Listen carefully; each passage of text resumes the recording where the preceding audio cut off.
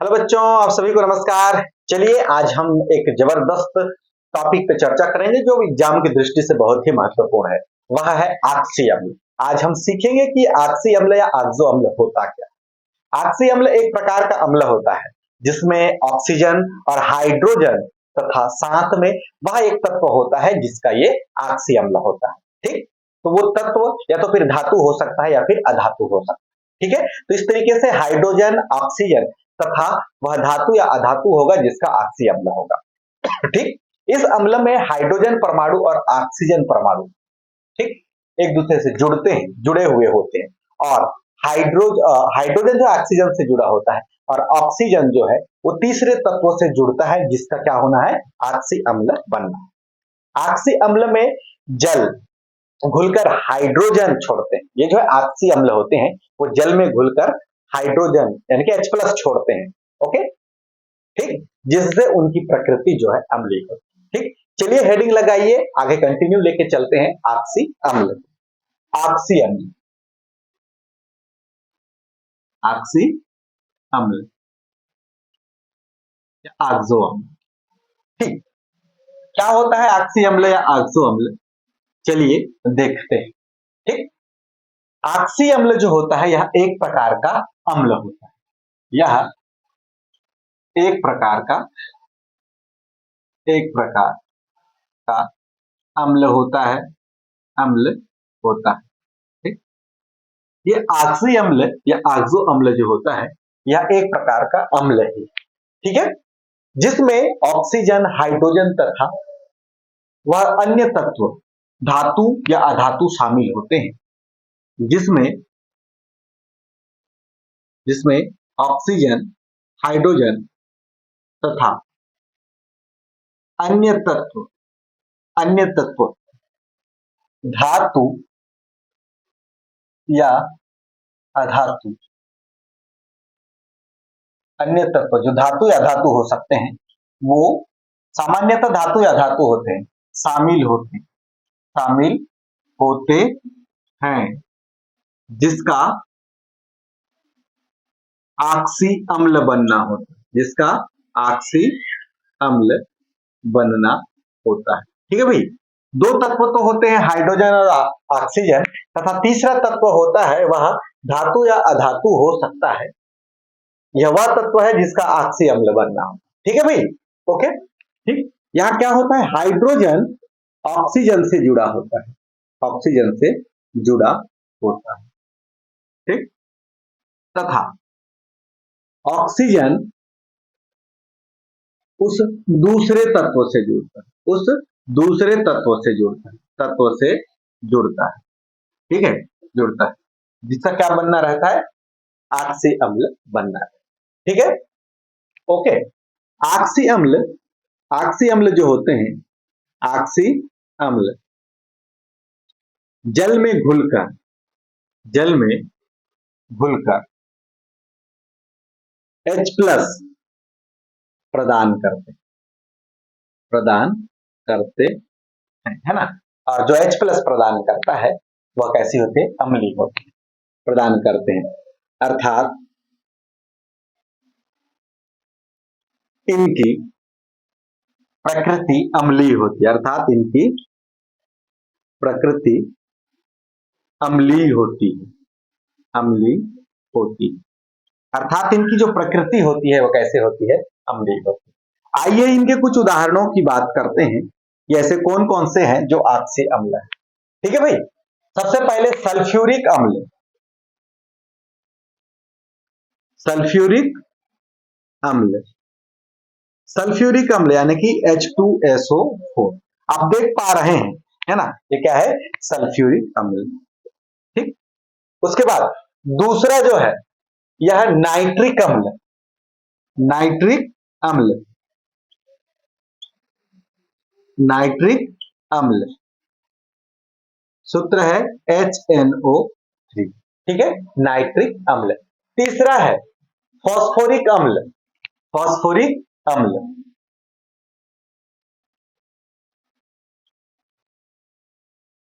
Phosphoric अम्ल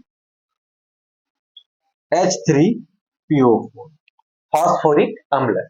चौथा हो सकता है या होगा कार्बोनिक अम्ल, कार्बोनिक अम्ल H3CO3, कार्बोनिक अम्ल सॉरी H2CO3, H2CO3 कार्बोनिक अम्ल, कार्बोनिक अम्ल। इन सभी अम्लों में आप देख पाएंगे कि हाइड्रोजन है, ऑक्सीजन है, हाइड्रोजन है, ऑक्सीजन है, हाइड्रोजन है, ऑक्सीजन है, हाइड्रोजन है, ऑक्सीजन, तथा तीसरा वह तत्व है जिसका ऑक्सी अम्ल बन रहा है। जैसे यह सल्फर का ऑक्सी अम्ल है तो बीच में है सल्फर, या नाइट्रोजन का ऑक्सी अम्ल है तो बीच में है नाइट्रोजन, या फास्फोरस का ऑक्सी अम्ल है तो बीच में है फास्फोरस, या कार्बन का ऑक्सी अम्ल है तो बीच में है कार्बन। तो ये कहता है कि ऑक्सीजन होगा, हाइड्रोजन होगा, तथा तीसरा तत्व वह तत्व होगा जिसका ऑक्सी अम्ल होता है, वो ऑक्सी अम्ल वो तत्व शामिल होगा। तो ये धातु भी हो सकते हैं, अधातु भी, ठीक है। सामान्यतः क्या होते हैं, धातु या अधातु। तो इस तरीके से ये ऑक्सी अम्ल होते हैं जिसमें हाइड्रोजन होता है, ऑक्सीजन होता है, तथा तीसरा वह तत्व होता है जिसका ऑक्सी अम्ल बनाना, ठीक है। चलिए नोट कर लीजिए फिर।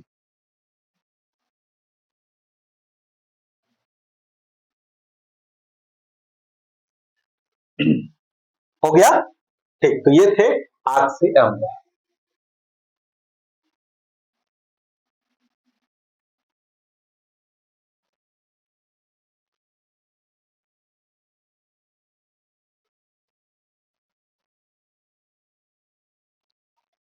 अब देखते हैं ऑक्सी अम्ल की निर्माण विधियां, ठीक। ऑक्सी अम्ल की निर्माण विधि।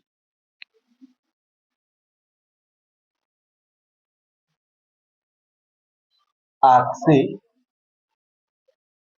अम्ल की निर्माण या ऑक्सी अम्ल का निर्माण, ठीक भाई। कैसे ऑक्सी अम्ल का निर्माण, ठीक। सबसे पहले सफेद फास्फोरस को लिया जाता है। कैसा? सफेद फास्फोरस। सफेद फास्फोरस को क्रिया कराया जाता है क्षार के साथ। सफेद फास्फोरस क्रियाशील होने के चलते इसको पानी में डुबा के रखा जाता है, ठीक। ओके, इस तरीके से ये बनता है फॉस्फीन, ठीक। क्या बनता है?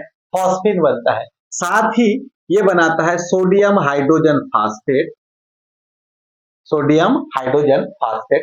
और ये सोडियम हाइड्रोजन फास्फेट जो है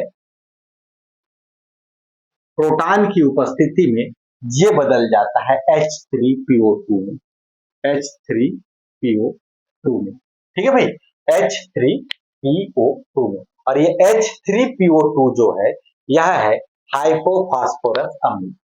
ये क्या है? हाइपोफास्फोरस अम्ल, हाइपोफास्फोरस अम्ल। और यह भी एक ऑक्सी अम्ल है, ठीक। फास्फोरस का ऑक्सी अम्ल, ठीक। अब देख पाएंगे सफेद फास्फोरस सोडियम हाइड्रोक्साइड क्षार के साथ क्रिया करता है, क्योंकि सफेद फास्फोरस क्रियाशील होने के चलते पानी में डुबाकर रखा जाता है। इससे बनता है ये फॉस्फीन, ठीक। ओके, और सोडियम हाइड्रोजन या सोडियम हाइपोफॉस्फाइड प्रोटॉन से लेकर ये बन जाता है हाइपोफास्फोरस अम्ल, ठीक है भाई। ओके, ठीक। तो इस तरीके से एक ऑक्सी अम्ल बन जाता है। अगला देखते हैं, जब फास्फोरस डाइफास्फोरस ट्राइऑक्साइड P2O3 लिया जाता है, ठीक। P2O3 की क्रिया कराते हैं अपन पानी के साथ, किससे कराते हैं? पानी के साथ। तो पानी के साथ क्रिया कराने पर यह बनता है आर्थोफास्फोरिक अम्ल। किसमें बदल जाता है? आर्थोफास्फोरिक अम्ल, H3PO3 में। ओके, आर्थोफास्फोरिक अम्ल H3PO3, ओके, H3PO3 आर्थोफास्फोरस अम्ल। इसका नाम क्या है? आर्थोफास्फोरस अम्ल, ठीक है भाई। ये है आर्थोफास्फोरस अम्ल, ठीक। नेक्स्ट PCl3 लिया जाता है और H3PO3 आर्थोफास्फोरस अम्ल को लेते हैं और HCl से क्रिया कराते हैं, तो ये बनाता है पायरोफॉस्फोरस अम्ल। ठीक, चलिए ठीक, यहाँ पे लेना है PCl3, PCl3 लेंगे, फिर इस पे लेंगे H3PO3 यानी कि आर्थोफॉस्फोरस अम्ल। आर्थोफॉस्फोरस अम्ल के साथ फिर यहाँ पे लेंगे वाटर मॉलिक्यूल। ठीक, तो ये जब क्रिया करता है तो ये बनाता है पायरोफॉस्फोरिक अम्ल। पायरोफॉस्फोरिक अम्ल H4P2O5, पायरोफॉस्फोरिक अम्ल क्या बनाएगा ये? पायरोफॉस्फोरिक अम्ल। ठीक है, ये बनाएगा पायरोफॉस्फोरिक अम्ल। ठीक है भाई, ये क्या बनेगा? पायरोफॉस्फोरिक अम्ल। ठीक, पायरोफॉस्फोरस अम्ल, पायरोफॉस्फोरस अम्ल, पायरोफॉस्फोरस अम्ल। ठीक, इस तरीके से। नेक्स्ट लाल फास्फोरस को लेते हैं, है ना, क्या लेंगे? लाल फास्फोरस को लेंगे तो ये बनाएगा H4P2O4। ठीक है भाई, ओके, चलिए यहां तक नोट कर लीजिए, यहां तक पहले नोट कर लीजिए।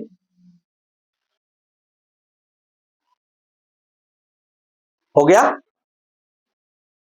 ठीक है, चलिए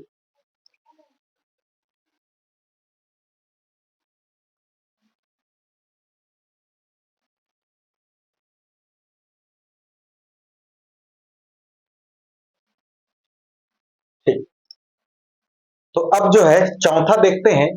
लाल फास्फोरस को लेते हैं, सोडियम हाइड्रोक्साइड से क्रिया कराते हैं। लाल फास्फोरस P4, इसकी क्रिया कराते हैं सोडियम हाइड्रोक्साइड, इसकी क्रिया कराएंगे सोडियम हाइड्रोक्साइड। तो ये बनाता है H4P2O6, H4P2O6। ये जो H4P2O6 है, यह हाइपोफॉस्फोरिक अम्ल है। यह क्या है? हाइपोफॉस्फोरिक अम्ल, हाइपोफॉस्फोरिक अम्ल। ठीक है भाई, क्या होता है? लाल फास्फोरस को लेते हैं, सोडियम हाइड्रोक्साइड से क्रिया कराते हैं और ये बनता है H4P2O6, हाइपोफॉस्फोरिक अम्ल। ठीक, नेक्स्ट अब क्या करते हैं? P2O5 को लेकर H2O से क्रिया कराते हैं। P2O5 को लेकर H2O से क्रिया कराते हैं। P2O5 को लेंगे और H2O से क्रिया कराएंगे तो ये बनाएगा आर्थोफॉस्फोरिक अम्ल। क्या बनाएगा? आर्थोफॉस्फोरिक अम्ल। तो यहाँ पे बनता है H3PO4, ये है आर्थोफॉस्फोरिक अम्ल, आर्थोफॉस्फोरिक फास्फोरिक अम्ल। ठीक है भाई, ये क्या है? आर्थोफॉस्फोरिक अम्ल। P2O5 को H2O से क्रिया कराएंगे और H3PO4 बनाएगा आर्थोफॉस्फोरिक अम्ल। ठीक है भाई, नेक्स्ट छठवां, अब क्या करेंगे? H3PO4 आर्थोफॉस्फोरिक अम्ल को ले जाकर गर्म कर, आर्थोफॉस्फोरिक अम्ल को ले जाकर गर्म करेंगे तो ये बनता है पायरोफॉस्फोरिक अम्ल। ठीक है, H4P2O7। ठीक, आर्थोफॉस्फोरिक अम्ल को लेते हैं H3PO4। ठीक, इसको गर्म किया जाता है। ठीक, इसके अणुएं फिर मिलते हैं यहाँ से वाटर मॉलिक्यूल, इसके दो अणुओं में से वाटर मॉलिक्यूल जो है हट जाती है तो ये बन जाता है H4P2O7, H4P2O7। और ये जो है H2P2O7, इसका नाम है पायरोफॉस्फोरिक अम्ल। क्या है ये? पायरोफॉस्फोरिक अम्ल। क्या बनेगा? पायरोफॉस्फोरिक,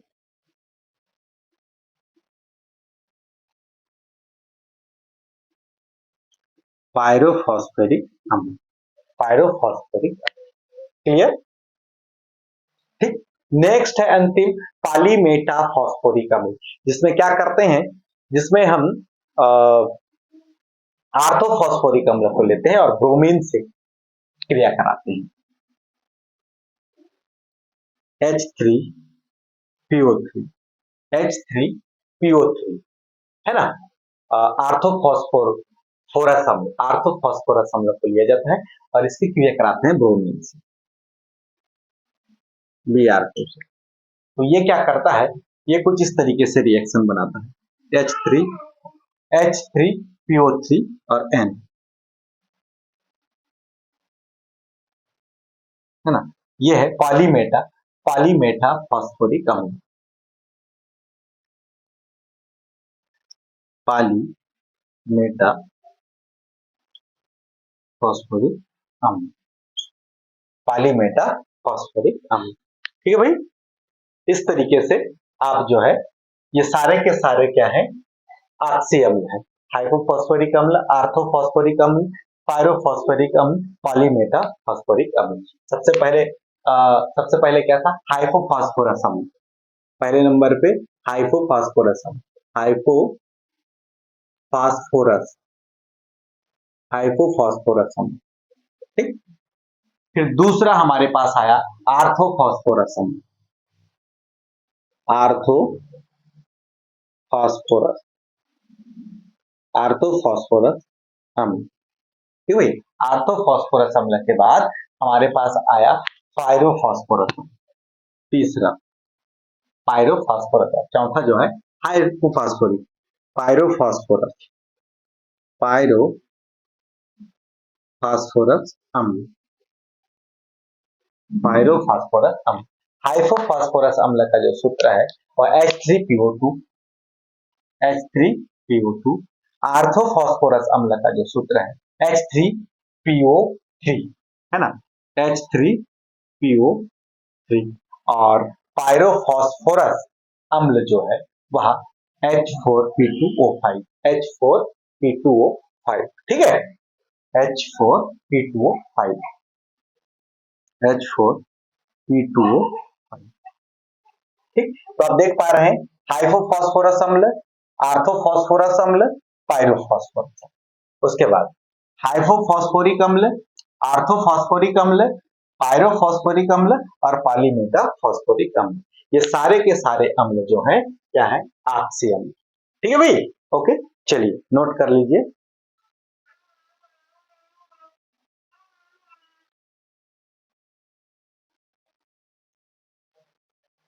ठीक, तो इस तरीके से हमने देखा कि फॉस्फोरिक अम्लों का ऑक्सी अम्लों का निर्माण कैसे है। ठीक, तो हाइपोफॉस्फोरस अम्ल को बनाने के लिए सफेद फास्फोरस लेते हैं, सोडियम हाइड्रोक्साइड से क्रिया कराते हैं।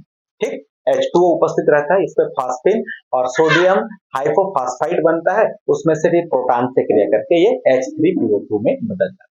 फिर P2O3 को H2O से क्रिया कराते हैं तो आर्थोफॉस्फोरिक अम्ल बनता है H3PO3। PCl5 लेते हैं, H3PO3 को लेकर पानी से क्रिया कराते हैं और पायरोफॉस्फोरिक अम्ल। तो हमारे पास जो ऑक्सी अम्ल है वो कौन कौन से प्राप्त हो गए, हाइपोफॉस्फोरस अम्ल, आर्थोफॉस्फोरस अम्ल, पायरोफॉस्फोरस अम्ल, हाइपोफॉस्फोरिक अम्ल, आर्थोफॉस्फोरिक अम्ल, पायरोफॉस्फोरिक अम्ल और पॉलीमेटा फॉस्फोरिक अम्ल। ठीक है, तो अगले दिन हम इन ऑक्सी अम्लों के स्ट्रक्चर, ये सल्फर के ऑक्सी अम्ल हैं, तो इन सॉरी ये जो है फॉस्फोरस के ऑक्सी अम्ल है, इनके जो है हम नेक्स्ट डे क्या करेंगे, इनके स्ट्रक्चरों का अध्ययन करेंगे। ठीक, तो आज के वीडियो में बस इतना ही। तो इन सारे ऑक्सी अम्लों को आप याद करें। ठीक है, ओके, कल फिर इसी समय आपसे मुलाकात होगी, तब तक के लिए जय।